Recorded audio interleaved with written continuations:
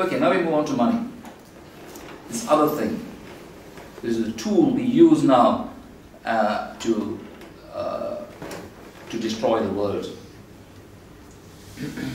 And I'm quoting here from a Harvard academic called Kurtzman from a book he wrote in the 1993 called The Death of Money.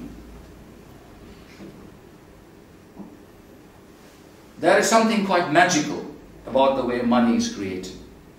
No other commodity works quite the same way. The money supply grows through use. It expands through debt. The more we lend, the more we have. The more debt there is, the more there is. So in order for this money to exist in our pockets, there has to be a debt. So the whole financial system is based on debt. Do you understand? That's what it is. If you don't believe me, well, you have to believe me. You have no choice. It's a debt. The whole system works because it's a debt. So I'm not saying this. Kurtzman in Harvard is saying this. So it expands through debt. The more we lend, the more we have. The more debt there is, the more there is. So the banks have to lend in order for them to survive and for us to survive. So, looked at from this perspective, the modern world has conceived money in the way that the modern world has conceived it, assumes the characteristics of a virus that eats into the fabric of the planet. The consequences of this becomes visible as global environmental degradation. So money can be created to infinity by the banks, which they do today. But the planet is finite. And all our living standards and consumption is based on the use of this virus called money.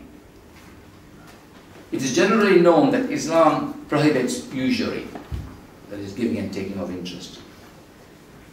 And the term that's used in the Quran is riba.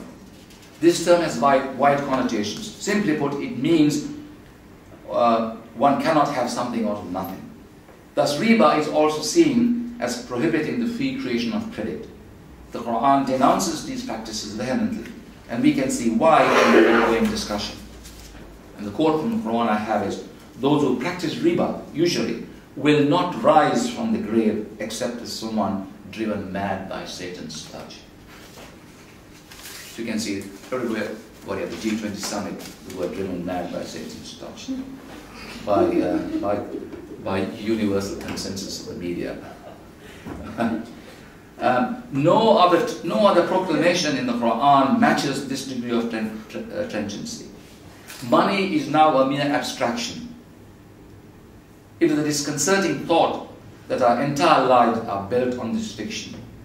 And it is this fiction that makes globalization possible and sustainable development as its promoters have come to define it, almost impossible to achieve.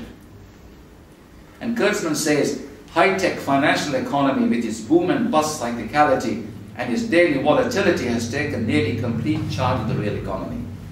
For humanity as a whole, that is a new and highly uncertain condition.